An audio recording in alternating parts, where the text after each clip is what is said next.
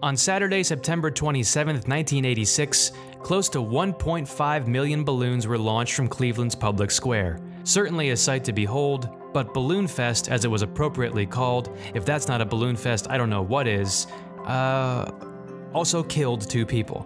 So, first of all, why Balloonfest?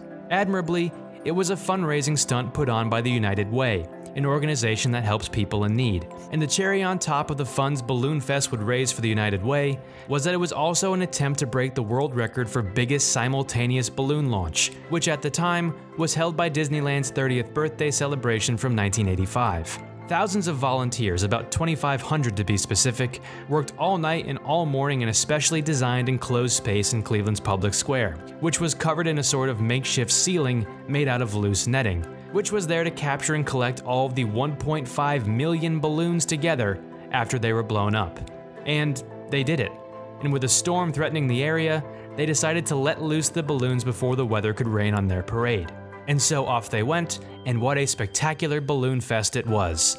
But that storm, even though it didn't impact the balloon launch, it still came, and it turned Balloonfest into a balloon nightmare.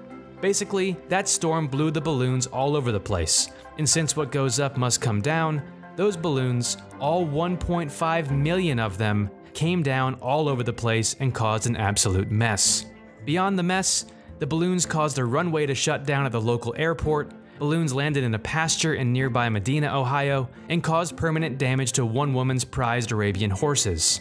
So many balloons covered up the surface of Lake Erie that the Coast Guard had to call off a search and rescue mission for 2 fishermen who had been reported missing earlier in the day. They couldn't see through the blanket of balloons to make any attempt at finding the missing men. Days later, the fishermen's bodies washed ashore. The wife of one of the fishermen sued the United Way of Cleveland and the company that organized Balloonfest for $3.2 million. She later settled on undisclosed terms.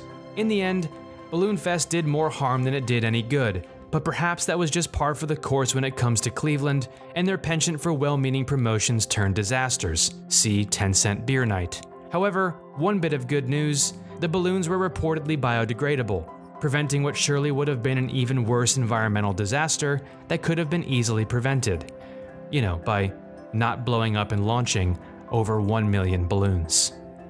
Thanks for watching this video. Be sure to like this video and subscribe to this channel for more of history's weirdness that you won't find in your textbooks. All those textbooks that you had to give back. No one has their textbooks anymore, right? I don't have mine. Anyway, there's this video here, there's this one here, there's more stuff here, there's more good stuff. If you liked it, stick around.